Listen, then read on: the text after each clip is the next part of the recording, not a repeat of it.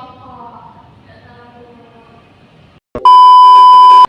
Nah, Ibu kan sudah menyajikan satu judul di depan. Nah, silakan baca judulnya. Dikenal karena menari. Nah, kira-kira dari judul di depan, anak-anak tahu nggak apa sih teks bacaan yang akan kita pelajari nantinya? Menari, Bu. Dan kira-kira apa aja sih yang bakal kita pelajari dari teks tersebut? Nggak tahu, Bu. Nggak tahu ya. Jadi, setiap tulisan itu kan punya bagian penting atau inti. Nah, menurut anak-anak, apa sih inti dari sebuah paragraf? Oke, untuk penjelasan lebih lanjutnya, di sini Ibu akan menyajikan ada kita pada kegiatan pembelajaran kali ini. Nah, itu tentang ide pokok dan ide pendukung. Nah, yang pertama itu ada pengertian ide pokok. Jadi, ide pokok adalah rancangan yang tersusun dalam pikiran, dapat juga disebut sebagai gagasan, di mana ide ini disampaikan oleh penulis dalam sebuah pokok bahasan di dalam paragraf. Nah, nama lainnya itu juga bisa disebut sebagai gagasan pokok atau gagasan utama. Nah, selanjutnya itu ada ciri-ciri ide pokok. Yang pertama itu keberadaan ide pokok tidak berbelit. Artinya, makna dari ide pokok tidak boleh sempit, akan tetapi tidak juga terlalu luas. Nah, hal ini berfungsi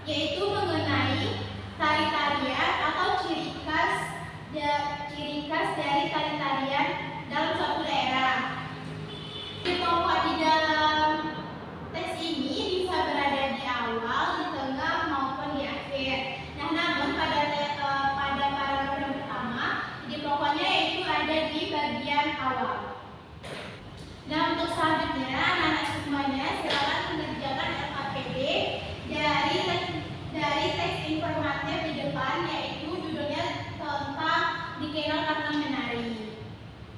Baik, Ibu.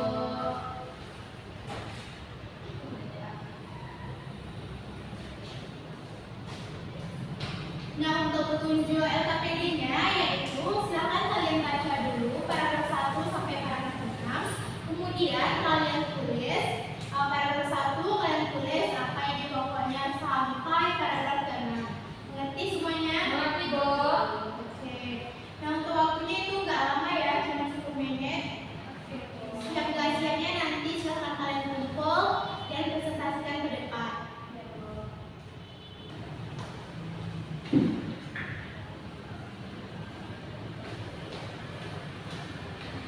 Ada yang kurang paham? Ya, Bu. Silakan ya.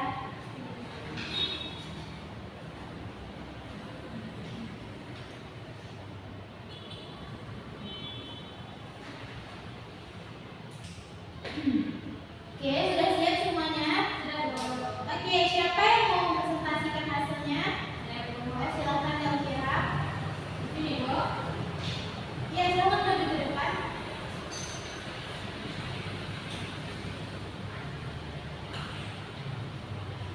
Assalamualaikum warahmatullahi wabarakatuh. Waalaikumsalam warahmatullahi wabarakatuh. Perkenalkan, nama aku dan Indrayani akan membacakan tugas yang diberikan oleh Ibu Bella.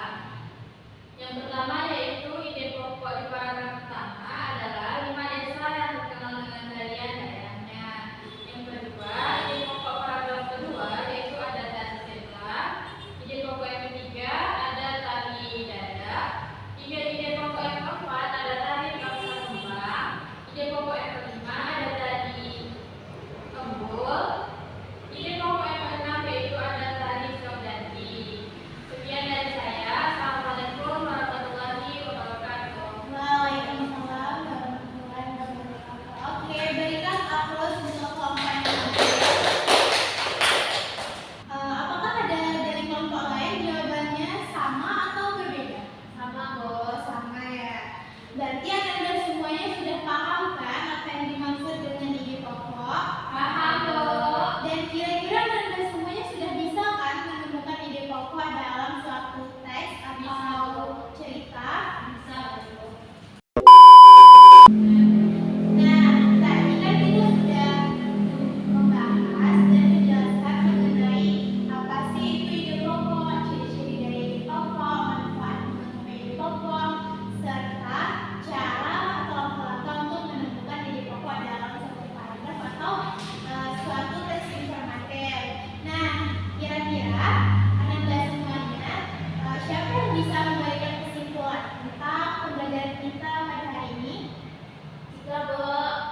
Oke, silakan Cika. Baik, Bu.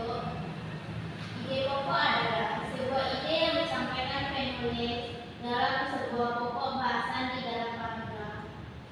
Nah, untuk ciri-cirinya yaitu ada tidak berbanding, dinyatakan secara jelas, bersifat umum, dan memiliki kalimat. Oke, benar. Berikan aplaus kepada Cika. Nah, berdasarkan kesimpulan yang telah dijelaskan oleh Cika, berarti Ibu mengklaim bahwa Anda semuanya sudah mengerti tentang pembelajaran kita pada hari ini mengenai ide pokok. Nah, gimana? Apakah